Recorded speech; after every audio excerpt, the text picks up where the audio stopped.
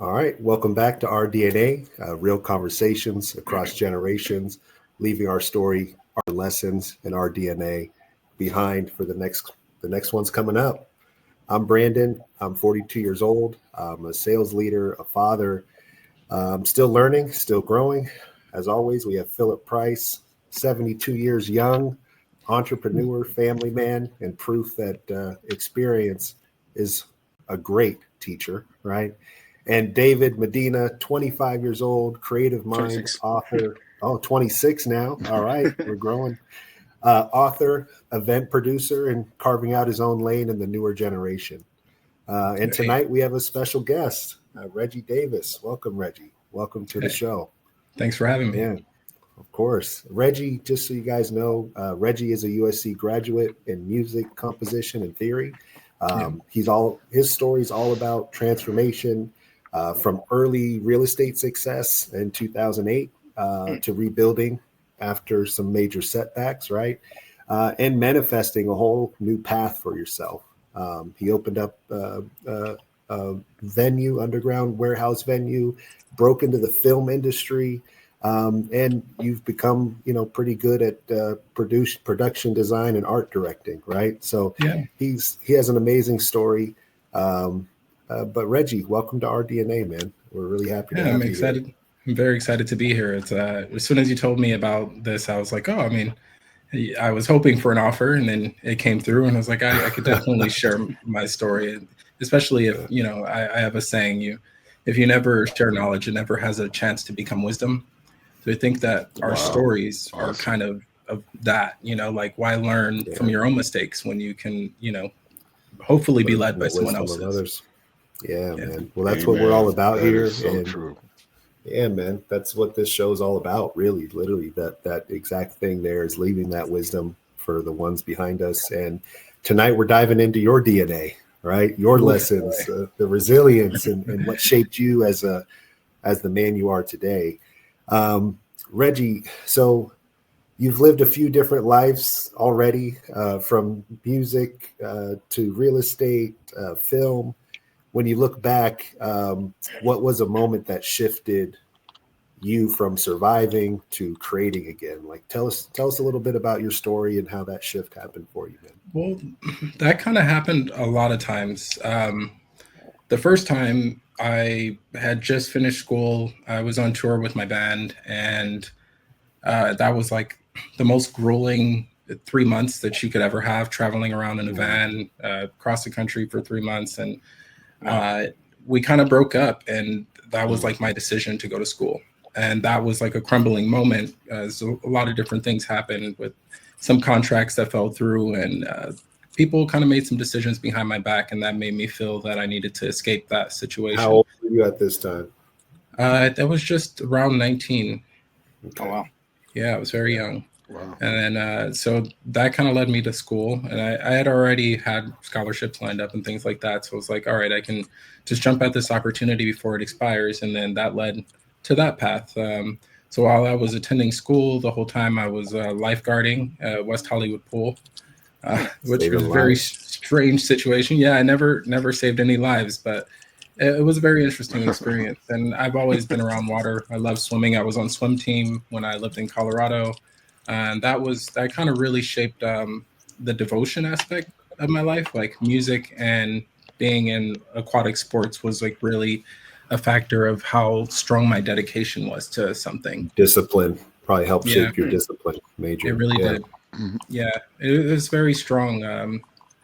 That power that it gives you to like overcome these moments, because I mean swimming is very difficult, and music, as you know, is a very competitive industry, and whether it be in school, orchestra, anything like that, it's really a very rigorous and nitpicky type of, I don't even know what to call it, for lack of a better words, I would just say industry. Yep. Okay. And Yeah. you went through a lot at even such a young age to have to even navigate through that Oh, experience, definitely. right? Yeah, I mean, I acted when I was a kid. that was a whole nother situation, but that's just too far back to even get into and unpack. But that was another also episode. a big turning point. Exactly. It was a huge turning point. I mean, my life, as everyone's life, is, if you find the meaning, then it's something special. But I could easily go the other way and, like, take everything that happened to me and just like dwell on it for eternity and make it, the focal point of what I'm doing, and really just be downtrodden by it. But I don't. I mean, I think that's finding power in yourself, and how you see yourself in a non-egotistical way. So what are some of those things that you had to break through, and as you graduating college, you've gone through this music experience, what are some of those tough ones, those gut punches? Well, I mean, every young Black man is going to have something to say about race. Every brown person, every minority is going to say something about that.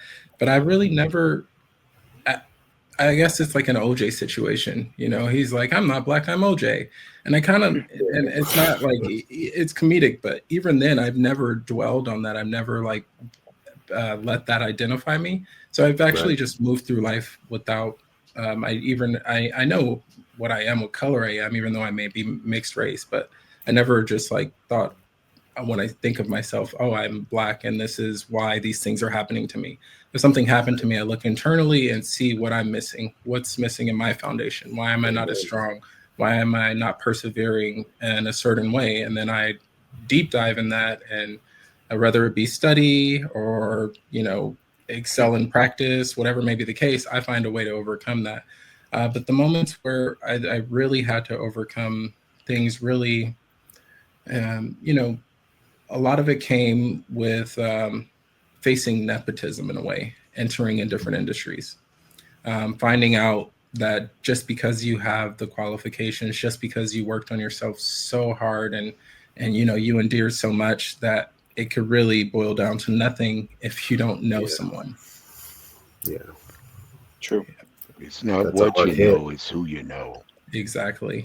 And I think that's one of the biggest things that people overcome is nepotism, because it's a serious factor. It's probably one of the largest variables when it comes to breaking into a new industry, or finding what you love and pursuing it wholeheartedly.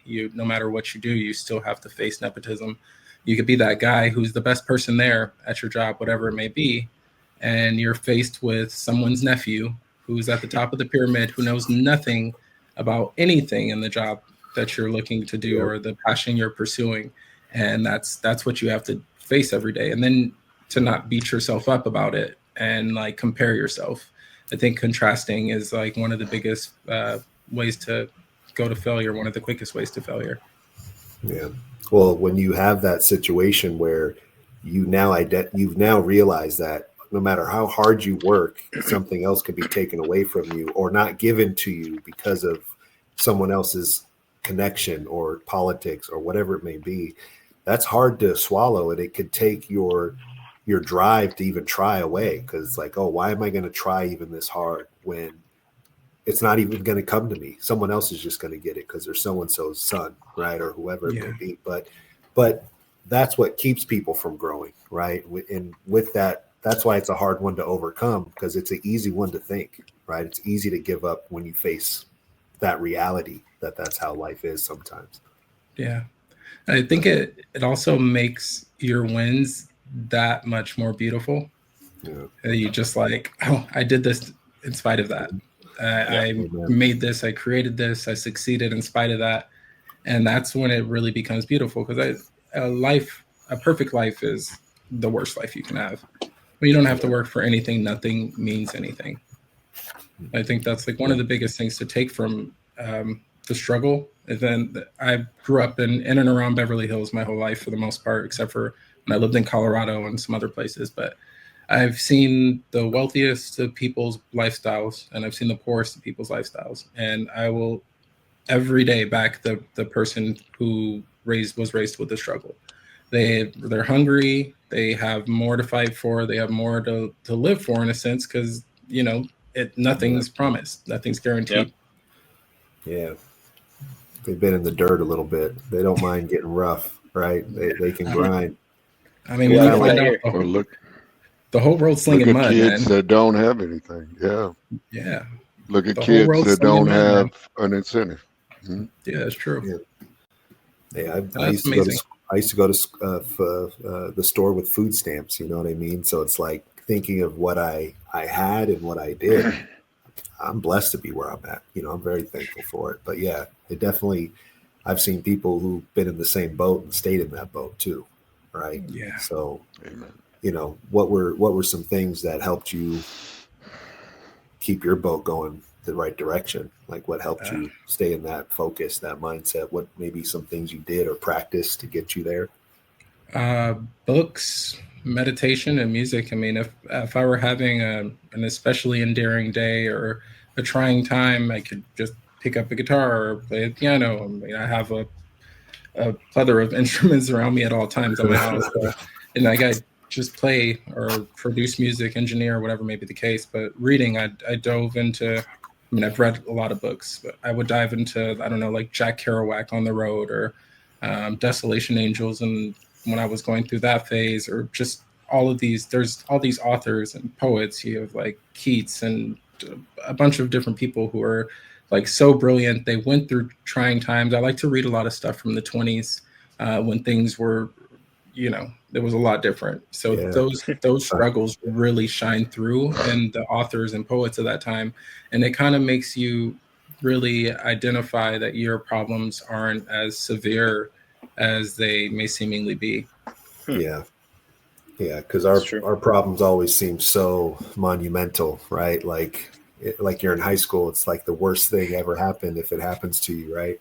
But reality is, in this day and age, even on the poorest level, we live better than people did hundreds of years ago, right? And Mhm. and are even more secure and safe than they were.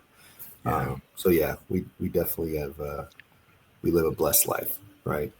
Um, But so I have a question for you. Do oh you yeah, go do for it. you do you think your worst moment has happened to you so far? Do you think that you've experienced the Uh, worst moment that's ever going to happen to you? hmm. Well, I'm I I'm curious for everyone to answer that question. Go Yeah, ahead, I was David. gonna say, 'Cause personally, start with I you. don't think so yet. I think one of the worst things that can happen to me is me losing one of my parents, and luckily they're both healthy and strong, and at a good age. They're not too old or anything. So, hopefully that's not for many, many, many, many years. But Yeah, that's the only yeah, thing I can amen. think of because I know I've gone through my fair share of crap. But there's nothing like losing that, or even my grandma. My grandma's like another Yeah, parent to me. So, it hasn't happened to me yet. I'm gonna pray to that, but yeah, that would probably yeah, be the worst thing. yeah. And there's a lot of 26-year-olds who have already lost those things. And I'll go next Exactly. because I know Philip, you got the most experience out of all of us. So, it's going to be interesting to hear your answer to that question. And thank you, Reggie, for bringing such a great question. I love it. Hmm. Um, for me, I have experienced the loss of a parent. Um, and not just the loss, but the suffering of a parent. That was pretty tough, like a long time of suffering, and yeah, that was hard. So I feel like I've been through the emotional state of the hardest things that you go through in life, right? Mhm. Because there's going to be different stages, and you're going to face hardships. But I feel like besides the next phase of maybe losing someone before their time, like my child, which is never going to happen. I know it won't. I pray for my death way before theirs. But, I feel like I've been through some of the hardest things you can go through between divorce, loss of a parent. But I'm thankful I haven't gone through the loss of a child or some of those other things, that other people have. So, yeah, I don't think I've gone through the worst, but I pray that I have, But I expect life to always be bringing something that's not considered perfect, So, Yeah. yeah. But Philip, tell us, man. Well, I've been through a lot, so, but the worst, uh, I think I've been through a few. Like I went through divorce. I went through losing millions of dollars. And, when you put your whole identity into what you have, not who you are, that's, that was the worst period I went through because That's rough. I, I grew up poor. So when I got rich, everything was about stuff. It wasn't about who I was as a man, who I was as a person. It was about what I own. So uh, when I lost everything, I didn't have an identity for many years Mm. because when you wrap your whole life around what you own and what you have, and you wake up one morning and you don't have it, Yeah, it's not. it was It's like, gone. what the hell? Who am I? Because, one of the things I would tell any young person, like I talked to my grandson who's having great success. I says, don't let stuff define who you are. Mm. Be able to stand for something and be about something.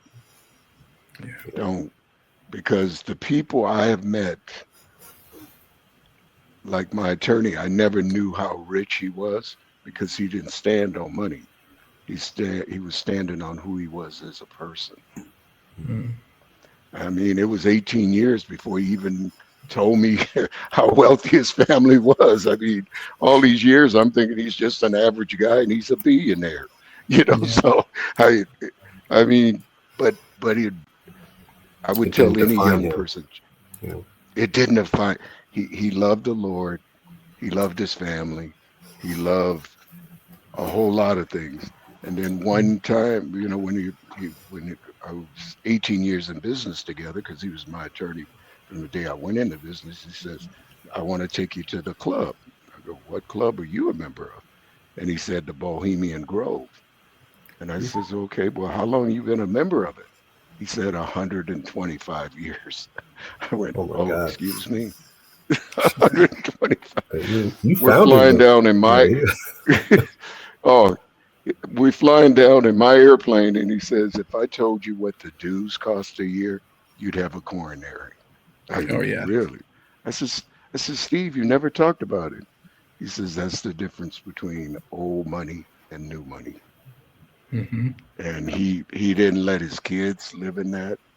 And they're all successful. They're all doing great things. Because too many parents, if they put the money behind their kids, but they don't give them the worth, Yeah. they get lost. Look at the Kennedys. The Kennedys, how many of their kids have overdosed? And, you know, John F. Kennedy's family, I mean, they overdosed, their accidents, all kind of crazy things because they were high on drugs. Because they Yeah. didn't have, like you said earlier, that you got to go through something to be about something too, in my opinion. Yeah. Definitely. Well, Hmm. it's what I think about as we kind of bring this conversation up is the fact that actually one of the hardest things I ever had to go through was my identity crisis in a sense of who am I after a phase in life? Because we go through so many different phases. For me, it was basketball. I was an athlete, and I was on track for NBA kind of thing from 9 years old to 22 years old. Hmm. So when I was done with basketball and I didn't reach the NBA status, it felt like even till recently almost, it was like, what's my purpose? Who am I? Like I was an athlete. And when I became a dad, that was the second time I felt purpose in my life. Right. And that made sense to me. But I've still been trying to figure out other parts of it. And experience has helped put me where I need to be and faith and God and that type of thing. But yeah, one of the hardest things I've had to go through in life is overcoming that feeling of like what's next and that I don't know who I am anymore type of thing. I have a saying Hey, about can that. I ask you guys a question? Can I Yeah. ask you guys a question? Yeah. Please. Who do you think has the highest suicide rate? I know the In answer, but I general, wonder if you know. Like I would Per country per say wise, per or what do you mean? capita. Per capita. like currently, not pre social media or anything like that. I'm just going to guess Uh, oh, U.S. and young males in the U.S., no, but I could no. be wrong. Well, per capita, who has the highest suicide rate is Japanese. athletes. Oh, that's Oh, Athletes, Mhm. wow. sports kids that I were didn't on know their that. way to the NBA. That they did a Yeah, special man. on TV, and they showed how many people had committed suicide that were either ex-players, uh, and they were showing all sports, and they said per capita, it's the highest percentage of suicide. Wow. And Because I get that think because about they it, go from the young age of being an athlete too. Like they right? didn't get success at an old. They were athletes from 9 years old till 22 or 23, and you live on this high from middle school all the way through high school through college. Your whole life is about this thing you are, and then you're not, and it's just gone. It's. I know a lot of athletes that have had to deal with depression because of it. Right. Well, look, So. if I can find out what's the name of that show, if you look, they showed all the people that committed suicide, and these were great players, and I was like, "Are you serious?" Yeah. And they I'll said per definitely find it. capita.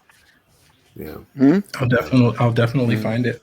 But what were you going to yeah, say, Reggie? What that was your shocked me. saying? Oh, I have a saying basically about everything you were talking about right now, and I kind of like took a little bit of it from the finder of it's like a deep state of meditation, and it's basically as soon as we realize that we're all the ocean, then we can seek what's beneath the waves, and I think that's kind of like what you go through. We aren't who we do. We're not what we think we are. We're so many different things, and we seek fulfillment and things that aren't about our core. Seeking clarity and seeking our path, Yeah. which our path is humanity. I Right. think that anything that we do is beyond that. Yeah. But do I you like think that. that's going on right now with the generation of people that uh, I, as an elder statesman here, I wonder if humanity is kind of because it just don't seem like people care like they used to. D- Would you, as far as l- the state of the world right now in the United States, I'm talking about.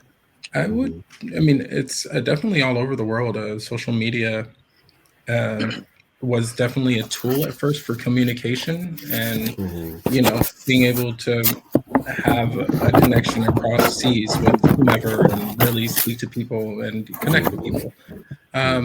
That tool has definitely been forced against us in a lot of ways. But I think that TikTok is a really good explanation of that.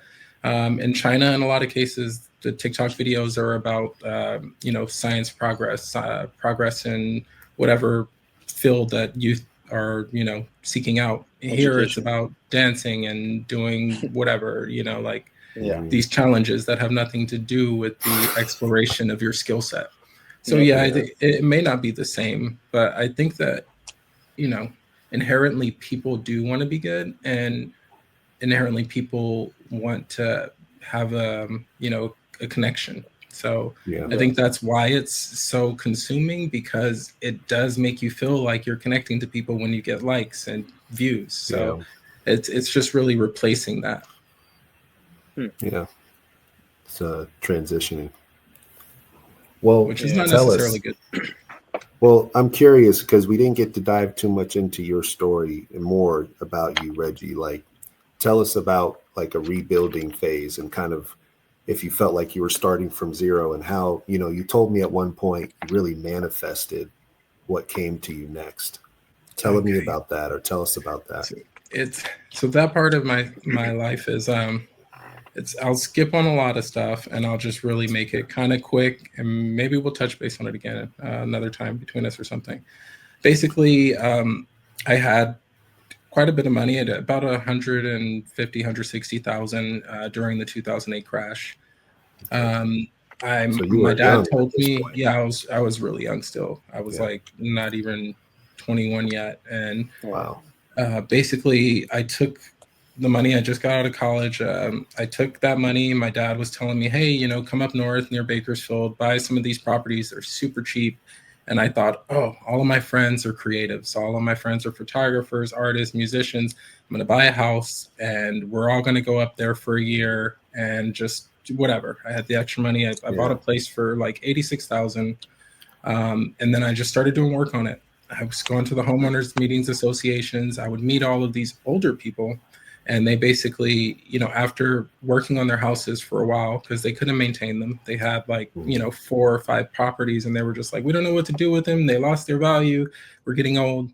So I took care of them. They eventually started signing trustees deeds over to me for these properties. And so I'm like 20, 21 years old, and I'm all of a sudden I have like 5 houses, 6 houses or whatever. And your name. And my name. And I was that young Black man up north near Bakersfield, pretty racist place. And basically the real estate agents were kind of hawking those places. They thought, oh, I'm going to like swoop in when the time is right, and I'm going to flip these places, make some money while everything's hard. They manipulated the situation to make it seem like I was doing real estate fraud. And the cops came to my door one day. I told them, hey, come in, whatever. And there was someone staying with me. I had a bunch of people staying there, and they found like a meth pipe with like the smallest trace of meth in it. And I'm like, dude, it's not mine. It's like literally in a room that's not mine. I took you to my room. They're like, no, we're gonna arrest you. So they took me in, and while I was sitting there in jail, they were like, all right, well, here's what's pending on you. They threw basically everything at me: real estate fraud, tax evasion. They even tried to throw racketeering as if I were doing something really crazy. So lo and behold, I was in federal jail fighting that case in federal pretrial facility in Kern County. I was there for about 3 months fighting that case. I beat it, and I just relinquished all the rights to all the properties just because I was so stressed out. It stolen so much of my energy. Long story short, I ended up back in LA with nothing. I got my girlfriend, who had been my best friend for a while, who's now my wife. And then I was just like watching, I don't know, like Battlestar Galactica, like loathing, like every day for a while, like almost a year, and just like looking in all the wrong places. Eventually I just cut off the TV and I started going outside and walking every day. I'd walk and think, and I would write down, what do I want to accomplish? What is the next phase? That eventually basically turned into me meeting a friend through a friend. And I had decided that I wanted to do a warehouse space. And he kind of had the same idea. We had the same tattoos. We went to Vegas for a weekend, kind of like signed a contract, which is basically a tattoo on our wrist that says they. Nice. That company was they LLC.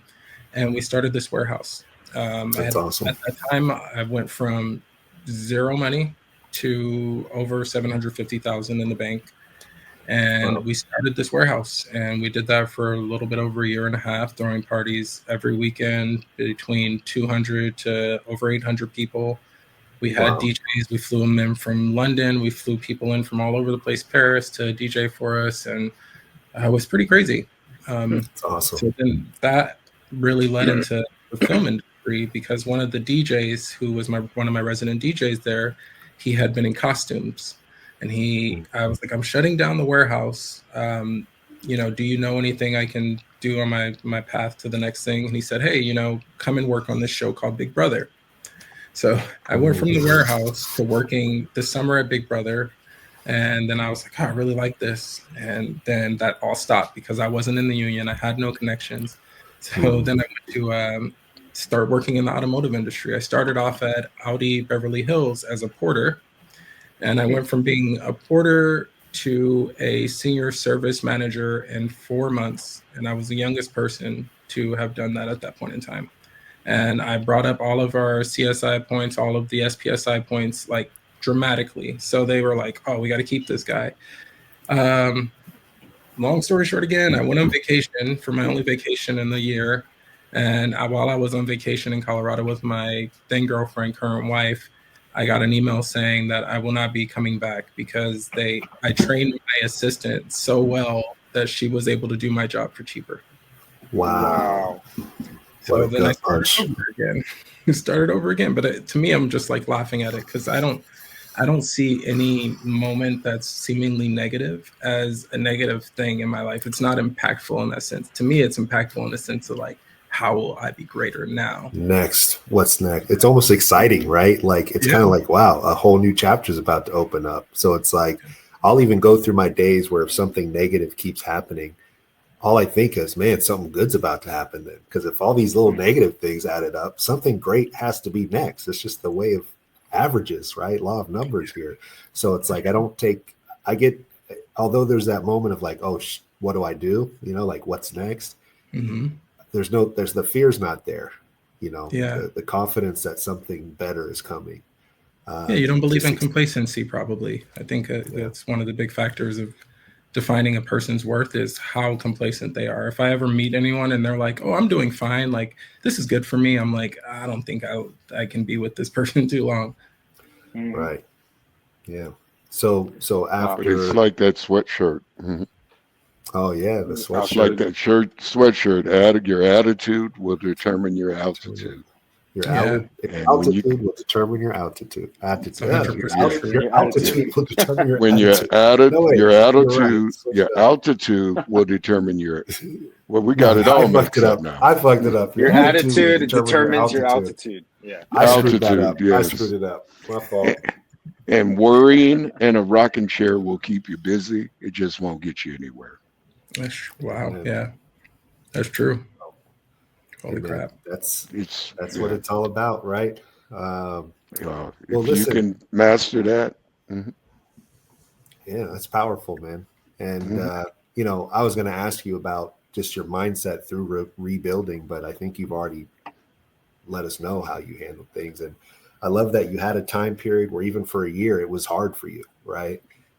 And you've shared with us you've had losses multiple times, not just little losses, big losses, but Yeah. yet when the time came, you turned the TV off and you took a walk, right? Yeah. And that difference can make all the difference for anyone listening. Sometimes just put down your phone, stop the TV and Netflix or whatever, and take a walk. You know, write things down, change your environment, right?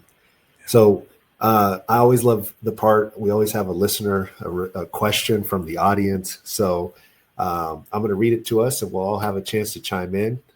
Tonight's question comes from our listener Alex. He says, "How do you forgive your old version of yourself for?" He says, "How do you forgive the old version of yourself, the one that didn't know what you know now?" Right. So how do you forgive yourself for maybe past mistakes or decisions you've made that maybe weren't the best for you? Wow, How do you forgive yourself for that's the old version? That's a deep question. Yeah. yeah, that is deep. Because a lot of people keep and hold on to that stuff like it's a badge of honor. They really Yep. do. I mean, a lot of people do. Mhm. Mhm. How do you forgive yourself for your past? I know Do for you think you ever myself, do? I Mm, think for myself, it's, as I've gotten older, you start to understand life better, right? And you start to understand people and situations. And kind of like Reggie was saying, it's like it's bigger than just one wave. It's the whole ocean. It's like there's so much mhm, behind it and under it, so much we don't even know how deep it goes. And when something does happen, I've always studied this article I read where it goes over the 13 things that mentally strong people avoid, and certain things they mm, don't do. And the first thing it said that they don't do is they don't waste time feeling sorry for themselves or feeling Amen. sorry for themselves over things they can't control. So I took that in the sense of like, okay, well, feeling sorry for myself is also feeling guilty or shame over an old decision, right? Hmm. And so when I realized I can't waste time feeling the guilt over that decision because it's not going to help me move forward, that has helped me forgive that self because I have to forgive it to let it go, right? And it's like, Yeah. hey, this had to happen for a reason. I may not like it. God, I trust yourself. I trust you, and I trust your reason. But this is what I'm going to do moving forward, and this is who I am. So, your past doesn't define who you are today and who you want to be tomorrow, right? Amen. God grant me serenity. That's right. Yes. Anybody Hmm. else have any tips for Alex as far as how do you I guess forgive your old version of yourself? Anybody? Well, Yeah. I've had to do that because I've had numerous, uh, and bad decisions that I made because I in my early 20s I was hooked on drugs and alcohol and had to forgive that. Uh, I think I got married when I was like 31, and I've had my moments, but it's you have to forgive yourself because otherwise you can't you can't move forward. It's like the You rocking don't chair move you just forward if you said, keep right? looking It's back. Yeah, yeah. you can't go forward if you're looking back.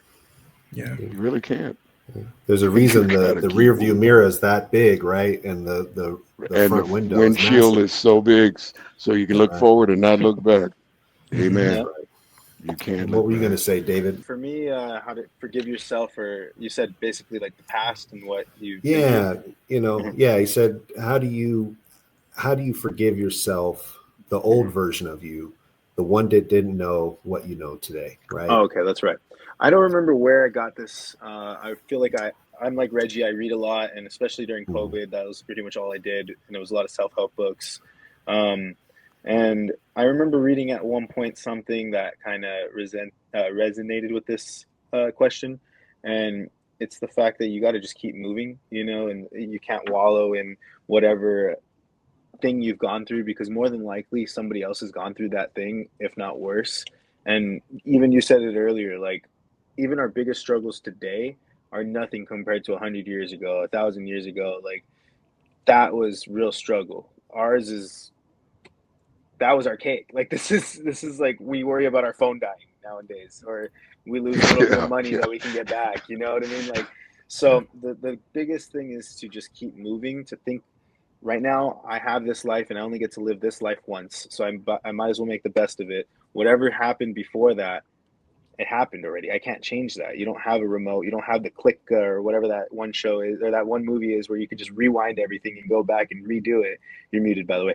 And also I was going to say, it's funny because I actually just saw a video on this today. This, I forget the Instagram reel guy, but it's called the Hard Knocks page, and he basically goes Okay. and interviews billionaires.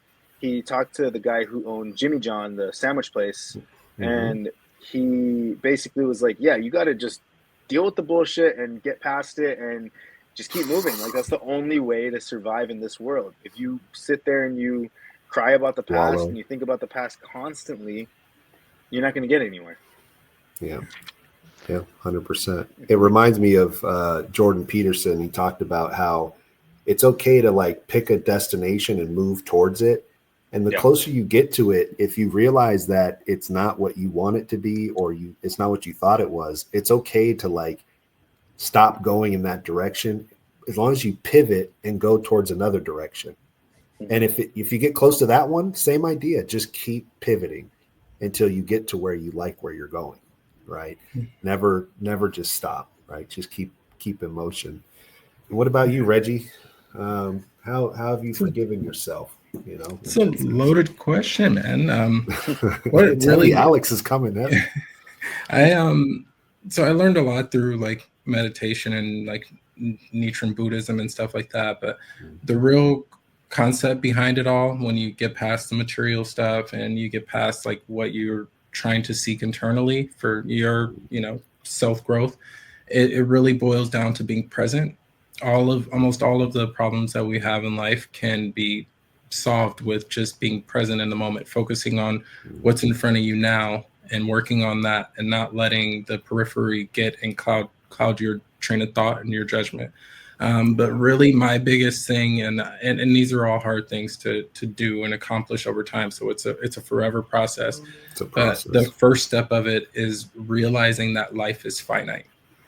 Never say tomorrow. Never say, and this much time I will do this. Like, and that's what I think holds up a lot of people, like authors or musicians. They are always worried about a finished product. Yep. And so you Yeah. just like that first draft is the first draft, and you just move Yeah. with that. Even if you're not ready to present it anyway. You'll get feedback, you'll get this and that. So worrying about the last person telling you we don't think it's good doesn't mean anything, because that was before. I could do a couple True. of edits and make it better. Life is finite. I do not have time to wallow on my past mistakes that helped me become who I am. I should really just appreciate that I had the opportunity to be blessed with the sadness and move forward. And to learn. That's yeah. To learn. That's the key. To learn. That's right. And if there's somebody in your life who is going against that concept and wants to bring you down about that, adjust, cut them, right? It's not, if someone doesn't line up with the new version of who you are today and going to be tomorrow, then drop them too. Just like you're going to drop that old version of yourself and drop holding on to those bag of bricks of pain or shame. Cut that. Tie, your old self is gone. You have today, you're present. And if anyone else is trying to push you backwards, cut them. What's the saying? Look at your five closest friends. If they're not going where you're going, then you need new friends. That's right. The best day of my life was when I was probably about 27 years old, and I grew up in the ghetto of Oakland. And I remember meeting my friends and saying, guys, this will be the last time you're going to see me. Because where they were going, I didn't want to go no more. Yeah. And when I said goodbye to them, and I always said to my kids, show me your friends and I'll show you where you're going. That's right. Because if you hang with buzzards and you're an eagle, you're going to become a buzzard. That's right. You really will. Flying. If you hang around with people that are not motivated, I don't care how much motivation you got. The water seeks the lowest level, not the highest level. It's quicksand. Would you agree? It's quicksand. It's quicksand. You can be like, oh, I got this great idea, and they'll be the first ones to pour water on it. Say it won't work. You ain't going to do anything. Just sit down.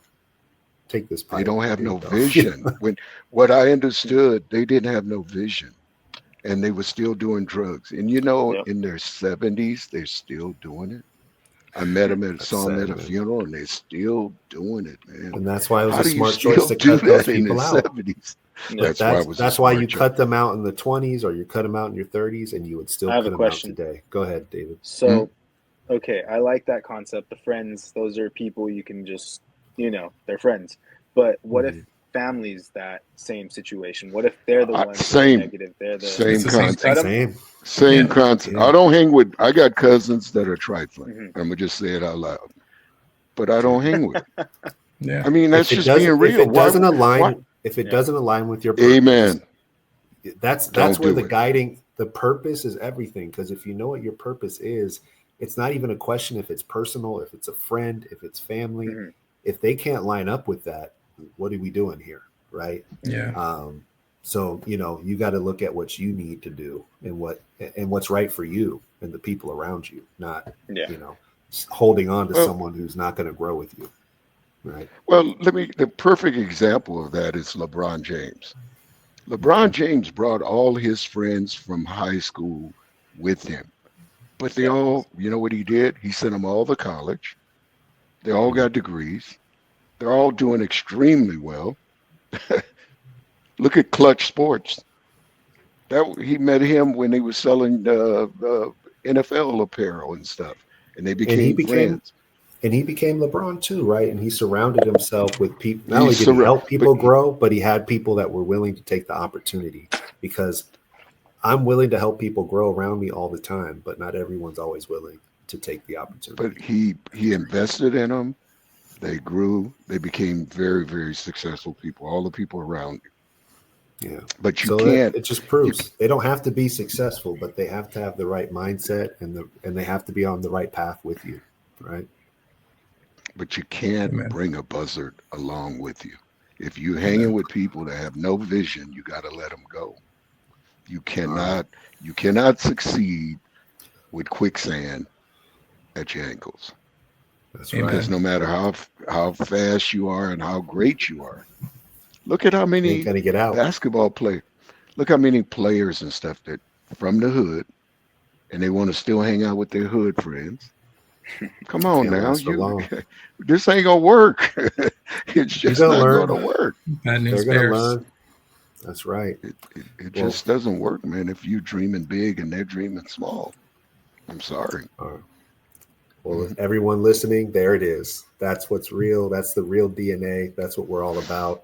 It's not about perfection. It's about the process, right? And it's about it's about owning your own story, rewriting the chapters, and turning your past into purpose, right? So, Regi, thank you for sharing your story and leaving your DNA with us tonight.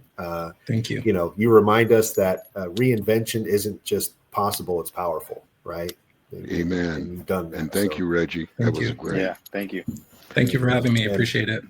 of course, man. And for everyone listening, next week we got another incredible guest. I won't say who just yet, but their DNA will leave us all a little wiser, a little sharper, and a little more grateful for the journey. Until then, keep growing, keep giving, and keep leaving your mark. Because what you do today becomes someone else's DNA tomorrow, right? So thank you for joining us, and we'll see you next week, guys.